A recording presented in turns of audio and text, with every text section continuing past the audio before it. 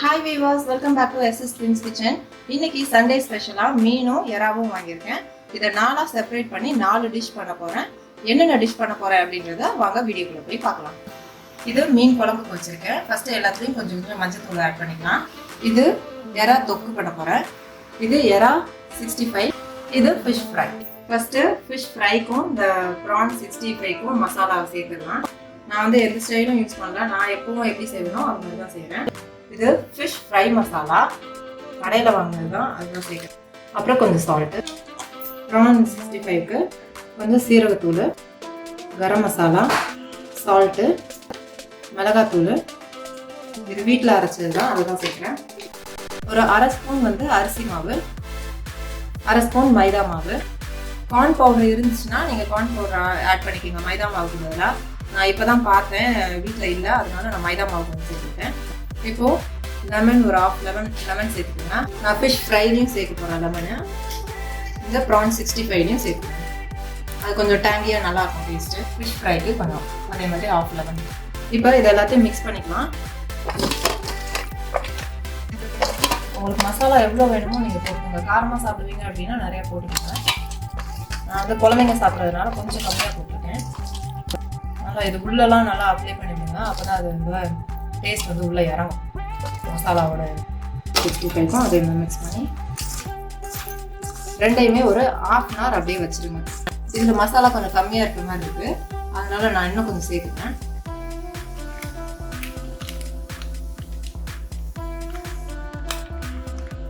கொஞ்சமாக தண்ணி விட்டு அப்படியே பசங்க. உங்களுக்கு லெமன் இதுலேயே ஆட் பண்ணி சாப்பிட பிடிக்காது அப்படின்னா நீங்கள் தனியாக கட் பண்ணி செஞ்சு முடிச்சதுக்கப்புறமா அதில் கூட நீங்கள் பிடிச்சி விட்டு சாப்பிடலாம். இது ரெண்டையுமே ஒரு ½ hour வந்து அப்படியே வச்சுக்கலாம். ஃபிஷ்ஷுக்கு வந்து புளி கரைச்சி இதிலே நான் ஊற்றி நம்ம வெங்காயம் தக்காளி தாளிப்போம் இல்லையா, அது வரைக்கும் அந்த புளி தண்ணியிலே இது ஊறிச்சுன்னா அதோட டேஸ்ட் நல்லாயிருக்கும். அதனால் இது ஃபஸ்ட்டு புளி தண்ணியை ஊற்றி வச்சிடலாம். இதில் அந்த மீன் முங்குற அளவுக்கு புளி தண்ணி கரைச்சி ஊற்றிக்கோங்க. நம்மளுக்கு வேணும்னா அப்புறமா நம்ம குழம்புலாம் தாளிச்சிட்டு புளி ஊற்றுவோம் இல்லையா, அப்போ வந்து எவ்வளோ வேணுமோ மறுபடியும் கரைச்சி ஊற்றிக்கலாம். இது அந்த மீன் ஊறுறதுக்காக புளி தண்ணி ஊற்றுறேன், நல்லாயிருக்கும்.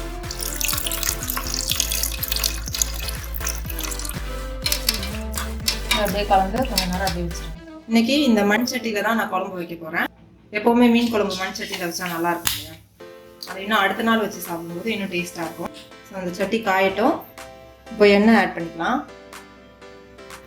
எண்ணெய் காயட்டும். இப்போது வெந்தயம் ஒரு ஸ்பூன் ஆட் பண்ணிக்கலாம். வெந்தயம் பொரிஞ்சிடும். ஒரு 3 பச்சை மிளகாய் கீரி வச்சுருக்கேன், ஃபுல்லாக கீரையில். அந்த தள்ளியே இருங்க, ஏன்னா வெடிக்கும். இப்போ அடுத்தது வெங்காயத்தை சேர்த்துக்கலாம்.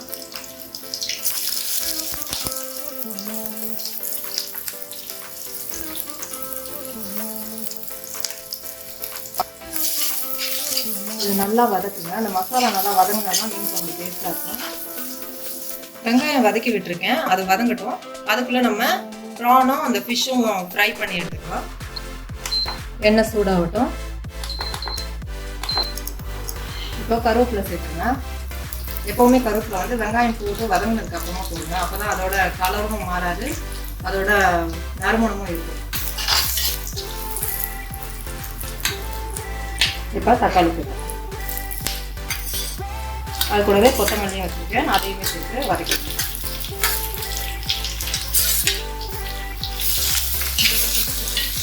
இது நல்லா வதங்கணும், அந்த ஜூஸிலாம் வரணும் தக்காளியிலேருந்து.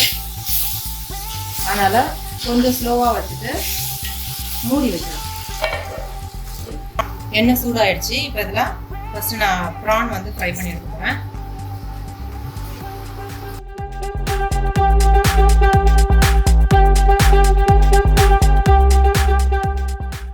இதை அப்பப்போ திருப்பி விட்டுக்கிட்டே இருங்க. இப்போ இதை திருப்பி விடலாம், அப்பப்போ திருப்பி விடுங்க. எல்லா சைடும் ஈவனாக வந்து இருக்கணும்.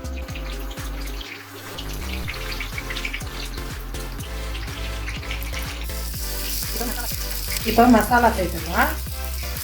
இது ஃபிஷ் கறி மசாலா கடையில் வாங்கினதுதான். அதில் ஒரு 2 டேபிள் ஸ்பூன் சேர்க்கலாம்.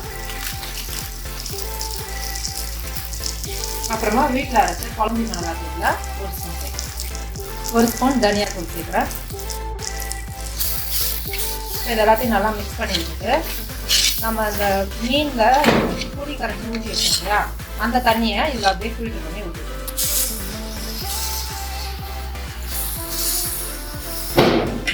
இப்போ அதை நல்லா கிளறி விட்டுட்டு கொதிக்க விடுங்க. இது கொஞ்சம் டேஸ்ட் பண்ணி பாருங்க. புளி உங்களுக்கு பத்தலை அப்படின்னா இன்னும் கொஞ்சம் இதுலேயே நீங்கள் கரைச்சி விட்டு கொதிக்க விடுங்க. இன்னும் கூட புளி சேர்த்துக்கலாம். கொஞ்சோண்டு கரைச்சி நான் ஊற்றுறேன். அதே மாதிரி தண்ணியும் சேர்த்துக்குங்க. ஏன்னா கொதிச்சு கொஞ்சம் கம்மியாயிடும், அதுக்கப்புறம் நம்ம மீன் சேர்க்கணும். அதனால கொஞ்சம் தண்ணி ஆட் பண்ணி கொதிக்கணும். இப்போ கொஞ்சம் எக்ஸ்ட்ரா புளி தண்ணி கரைச்சி ஊற்றுறேன். கூடவே தேவையான அளவு உப்பு சேர்த்துக்கலாம். இப்போ இது நல்லா ஒரு கொதிச்சு வந்ததுக்கு அப்புறமா நம்ம மீனை ஆட் பண்ணிடலாம். இதை இப்போ அப்படியே மூடி வச்சிடலாம். இப்போ ப்ரான் ஃப்ரை வந்து ரெடி ஆயிடுச்சு. இதை எடுத்துடலாம்.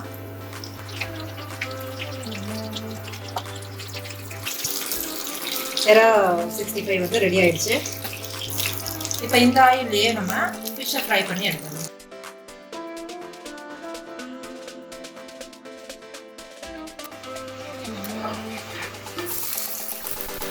நல்லா கொதிச்சிருச்சு. இப்போ நம்ம இதில் மீனை ஆட் பண்ணிடலாம். இது உங்களுக்கு பார்த்தாலே தெரியும், அந்த புளி தண்ணியில் ஊற்றினது பாருங்க, கலரை சேஞ்ச் ஆகிடும். அதான் டேஸ்ட் நல்லாயிருக்கும்.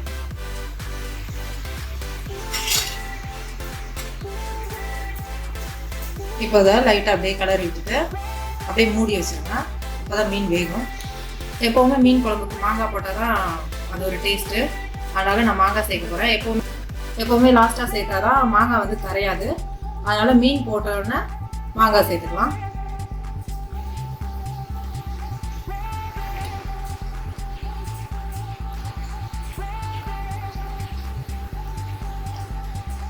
இப்போ அதை அப்படியே மூடி வச்சுருங்க.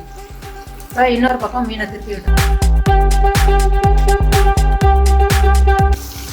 இந்த மீன் வந்து காணாங்கெழுத்தி மீன் சொல்லுவாங்க.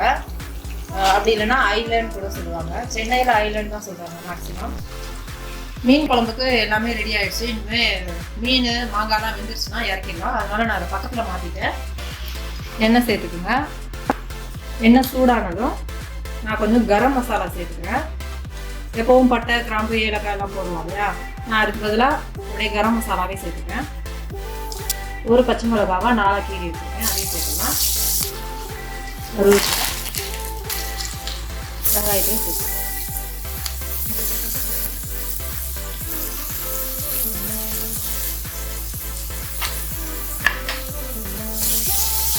இது நல்லா வதங்கட்டும். வெங்காயம் வதங்கிடுச்சு. இப்போ தக்காளி சேர்த்துக்கலாம். தக்காளி, கொத்தமல்லி ரெண்டையும் சேர்த்துங்க. இப்போ தக்காளியும் நல்லா வதங்கட்டும். கொஞ்சம் உப்பு சேர்த்துறேன்.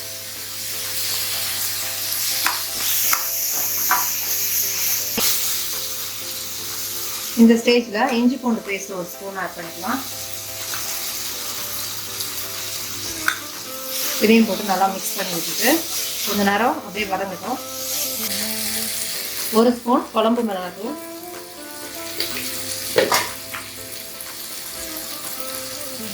ஒரு ஸ்பூன் தனியாத்தூள், இது ரெண்டையுமே சேர்த்து நல்லா மிக்ஸ் பண்ணி வச்சுருங்க. மஞ்சத்தூள் வந்து ஆல்ரெடி இறால போட்டு மிக்ஸ் பண்ணி வச்சுருக்கேன். அதனால மஞ்சத்தூள் இதில் போடலை நான்.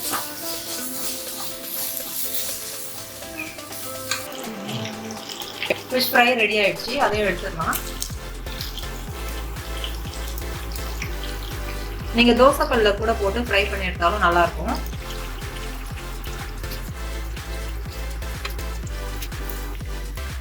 மீன் குழம்பு நல்லா கொதிச்சிருச்சு. பாருங்க, நான் மாங்காவை லாஸ்டா தான் போட்டேன். ஆனா அது பாருங்க இப்பவே வந்து வெந்துருச்சு. வெந்து அப்படியே கரையிற மாதிரி வருது. இப்போ இந்த இறாவை அதை சேர்த்துடலாம். சேர்த்து நல்லா மிக்ஸ் பண்ணி விட்டுட்டு மூடி வச்சுருங்க. இப்போ எறாக்கு தேவையான உப்பு சேர்த்துக்கலாம். தக்காளி வெங்காயம் வதங்கும் போது கொஞ்சோண்டு உப்பு சேர்ப்பேன், அதனால பார்த்து சேர்த்துக்கோங்க. இப்போ எறா வேகிறதுக்காக ஒரு 1/2 டம்ளர் தண்ணி ஊற்றினா போதும். நல்லா மிக்ஸ் பண்ணி விட்டுட்டு மூடி வச்சிருங்க. தண்ணி நல்லா வத்தினதுக்கு அப்புறம் தொக்கு மாதிரி வரும் இல்லையா, அந்த ஸ்டேஜ்ல இறக்கிடலாம். எறா தொக்கு ரெடி ஆயிடுச்சு, இறக்கிடலாம். அதே மாதிரி மீன் குழம்பு ரெடி ஆயிடுச்சு. ரெண்டையுமே ஆஃப் பண்ணிடலாம். அவ்வளோதான், சண்டே ஸ்பெஷல் சமையல் முடிஞ்சது. இந்த வீடியோவை கடைசி வரைக்கும் பார்த்ததுக்கு நன்றி.